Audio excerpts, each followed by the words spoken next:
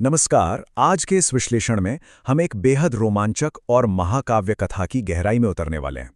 हम बात कर रहे हैं उस ऐतिहासिक क्षण की जब अटूट भक्ति का सीधा और भयंकर टकराव रावण के चरम अहंकार से हुआ। लंका में रामदूत का क्रोध कैसे भड़का और उसने सत्ता की जड़ों को कैसे हिलाकर रख दिया, यही आज की चर्चा का केंद्र है। तो बिना किसी देरी के सीधे इस यात्रा की शुरुआत करते हैं। लेकिन शुरुआत करने से पहले एक बहुत ही दिलचस्प सवाल पर गौर करते हैं। जरा सोचिए, एक साधारण सा दिखने वाला वानर रावण के उस अभेद्य किले में, जहां बिना आज्ञा के परिंदा भी पर नहीं मार सकता था, वो अचानक मृत्यु और विनाश का पर्याय कैसे बन गया? ये कोई अचानक घटी घटना बिल्कुल नहीं थी। ये तो एक बहुत ही सुनियोजित वैचारिक प्रहार था। आज इसी रहस्य की परतें खोली जाएंगी। भाग 1, अशोक वाटिका में कोलाहल। तो सीधे कथा के इस पड़ाव पर आते हैं। स्रोत के अनुसार हनुमान जी लंका की सबसे सुरक्षित और रावण की सबसे प्रिय अशोक वाटिका में प्रवेश करते हैं। और दिलचस्प बात यह है कि यहाँ शुरुआत बहुत ही हल्के फुल्के अंदाज में होती है। एक अत्यंत शक्तिशाली योद्धा का प्रवेश ऐसे होता है मानो बस कुछ खाने की तलाश में हो। रक्षकों से वे बड़ी सहजता से कहते हैं कि भाई बस भूख लगी है, पेट पूजा हो जाए तो खुद ही चले जाएंगे। जब लंका के रक्षक उन्हें रोककर धौंस जमाते हैं कि इस वाटिका की हर एक चीज पर केवल लंकेश का अधिकार है, तब हनुमान जी का जो जवाब आता है वो वाकई बहुत गहरा है। वो कहते हैं, प्रकृति के बनाए फलों पर पहला अधिकार तो प्रकृति का ही है, और दूसरा मुझ जैसे किसी भूखे का। ध्यान दीजिए, बात यहां सिर्फ कुछ फल खाने की नहीं हो रही है। ये एक बहुत बड़ा वैचारिक टकराव है। एक तरफ प्रकृति का शाश्वत नियम खड़ा है और दूसरी तरफ रावण का वो तानाशाही अहंकार जो मानता है कि दुनिया की हर सुंदर चीज पर सिर्फ और सिर्फ उसका मालिकाना हक है। ये देखना सच में बहुत ही रोचक है कि कैसे भूख मिटाने जैसा एक सीधा साधा काम पलक झपकते ही एक बहुत बड़े विद्रोह का रूप ले लेता है। पहला अपराध, शाही फल खाना और वाटिका को उजाड़ना। दूसरा, रक्षकों की धमकियों को पूरी तरह नजरअंदाज करके उन्हें चिढ़ाना। और तीसरा, जो सबसे बड़ा अपराध था, महाराज रावण के खौफ और उसकी पूर्ण सत्ता को सिरे से नकार देना। देखा जाए तो ये लंका के शासक के अजय होने के गुरूर पर पहला और सबसे करारा प्रहार था। भाग 2, जम्बूमाली का अंत। अब यहां से घटनाक्रम अचानक बहुत तेज हो जाता है। वाटिका का वो हल्का फुल्का सा माहौल गायब हो चुका है और अब उसकी जगह ले ली है रावण के राज दरबार के भारी तनाव ने।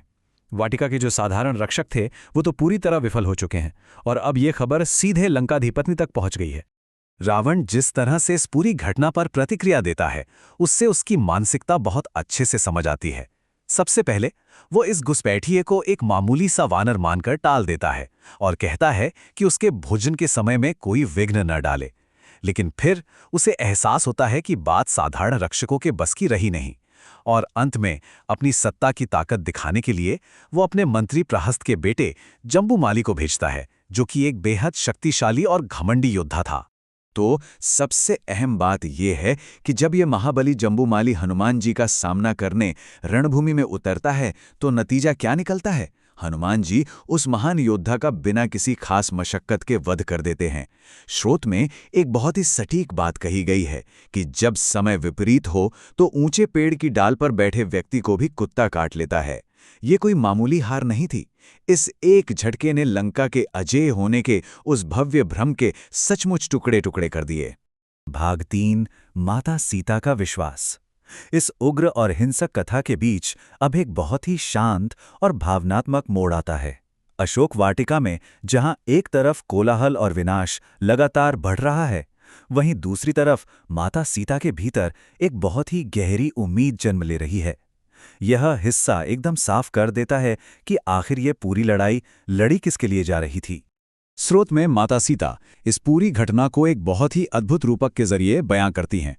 प्रलय से पहले आने वाला भूकंप, जब त्रिजटा आकर बताती है कि एक वानर ने महावीर जम्बूमाली को मार गिराया है, और जब माता सीता श्री राम की निशानी यानी वो मुद्रिका देखती हैं तो वो तुरंत समझ जाती हैं कि हनुमान जी जो कर रहे हैं वो सिर्फ कोई साधारण तबाही नहीं है, ये तो लंका के अंत का साफ साफ आरंभ है। ये तुलना असल में बहुत ही शानदार है। ये दिखाती है कि कैसे एक ही घटना को दो बिल्कुल अलग नजरियों से देखा जा रहा था। रावण की नजर से देखें तो ये हंगामा उसकी परम सत्ता के लिए एक मायावी वानर द्वारा खड़ा किया गया अराजक और समझ से बाहर का खतरा है।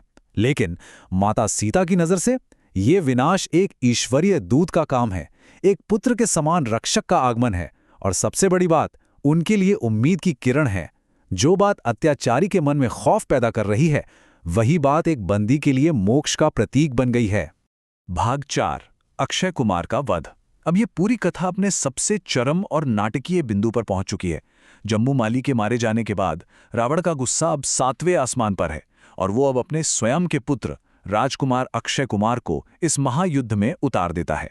लंका के रक्षकों की ये जो टाइमलाइन है ना, इसे देखने से एकदम साफ हो जाता है कि हालात रावण के हाथों से कितनी तेजी से फिसलते जा रहे थे। पहले साधारण महल के रक्षक गए, फिर सेनापति जम्बूमाली गया, और अब नौबत यहां तक आ गई है कि सीधे राजकुमार अक्षय कुमार को युद्ध के मैदान में आना पड़ा है। यह साफ दिखाता है कि लंका का वो विशाल और अजय सैन्य तंत्र कैसे एक अकेले रामदूत के सामने पूरी तरह लाचार होता जा रहा है। रणभूमि में खड़े इन दोनों योद्धाओं की प्रेरणाओं को समझना बहुत जरूरी है। एक तरफ राजकुमार अक्षय कुमार हैं, जो अपने प्रचंड अहंकार, अपने पिता और कुल के घमंड और अपनी ही कमियों के प्रति पूरी तरह अंधे होने की भावना से भरे हुए हैं, और दूसरी तरफ हैं हनुमान जी, जो गहरी विनम्रता, श्री राम के प्रति अपनी अटूट भक्ति और धर्म की रक्षा की भावना से संचालित हैं। अक्षय कुमार मृत्यु का मजाक उड़ाते हैं, जबकि हनुमान जी मानते हैं कि जीवन और मृत्यु तो प्रभु श्री राम के हाथों में है। असल में ये सिर्फ ताकत की लड़ाई है ही नहीं, ये पूरी तरह से दो अलग अलग विचारधाराओं का युद्ध है। और यही वैचारिक टकराव अधर्म की असली परिभाषा को हमारे सामने रखता है। युद्ध के दौरान हनुमान जी एक बहुत ही अहम बात कहते हैं, जो इस स्रोत का एक प्रमुख हिस्सा है। वो कहते हैं कि अक्षय कुमार चाहे धनुर्विद्या में कितने भी कुशल क्यों ना हो, दुख बस इस बात का है कि उन्होंने अधर्म का रास्ता चुना है। और याद रखने वाली बात यह है कि अधर्म चाहे जितना भी शक्तिशाली क्यों ना दिख रहा हो, एक दिन धर्म के हाथों उसका कुचला जाना तय है। अहंकार को चुनने का मतलब ही है अपने विनाश को निमंत्रण देना। और आखिरकार इस भयंकर और तीव्र युद्ध का वो परिणाम सामने आ ही जाता है। रामदूत के हाथों राजकुमार अक्षय कुमार का दुखद अंत। स्रोत के अनुसार जब हनुमान जी को माता सीता को दिए गए कष्टों और उन पर हुए अत्याचारों की याद आती है, तो उनका क्रोध अपनी सारी सीमाएं लांघ जाता है और अंततः वे इस अभिमानी राजकुमार के जीवन को समाप्त कर देते हैं। लंका के सबसे बड़े योद्धाओं में से एक आज धूल में मिल चुका है। भाग 5, अहंकार का विनाशकारी परिणाम। अब युद्ध भूमि की धूल और कोलाहल से हटकर सीधे रावण के महल में लौटते हैं। सच कहा जाए तो इस पूरे विश्लेषण का असली भावनात्मक चरम यही हिस्सा है। अक्षय कुमार की मृत्यु सिर्फ एक सैनिक की हार बिल्कुल नहीं थी, ये रावण की एक बहुत बड़ी मनोवैज्ञानिक और नैतिक हार थी। अब उस स्वर्ण महल में सिर्फ शोक और हाहाकार गूंज रहा है। महारानी मंदोदरी का ये वाक्य सच में रोंगटे खड़े कर देने वाला है। तुम्हारे खोखले अहंकार ने मेरे पुत्र को ले डूबा। इस एक पंक्ति में उनका वो गहरा शोक, वो विलाप और वो भयंकर क्रोध सब कुछ साफ झलकता है। वो बिल्कुल सटीक रूप से इस त्रासदी की जड़ को पहचान लेती हैं। वो रावण से दो टूक कहती हैं कि उनके बेटे का असली कातिल वो वानर नहीं है, बल्कि स्वयं रावण का अपना हठ और उसका खोखला अहंकार है, जिसने अपने ही पुत्र की बलि चढ़ा दी। और यही है रावण के वैचारिक अंधेपन की सबसे भारी कीमत। जरा सोचने वाली बात है ना, कि नवग्रहों को अपने नियंत्रण में रखने वाला 10 लोकों का स्वामी दशानन कैसे अपने ही अहंकार की पट्टी से इतना अंधा हो गया था। उसने मंदोदरी की चेतावनियों को लगातार अनसुना किया। वो एक ईश्वरीय दूत को पहचानने में पूरी तरह नाकाम रहा और अंत में अपने झूठे अभिमान की वेदी पर उसने अपने ही खून, अपने ही पुत्र की बलि चढ़ा दी। नियति का ये खेल रावण के अहंकार के सामने पूरी तरह धुंधला पड़ गया था। और अंत में आज के इस विश्लेषण को इस बहुत ही विचारोत्तेजक प्रश्न के साथ विराम देते हैं। जरा सोचिए, यदि ये रामदूत के प्रकोप की सिर्फ शुरुआत भर है, तो लंका के उस विशाल अभिमान का अब क्या शेष बचने वाला है?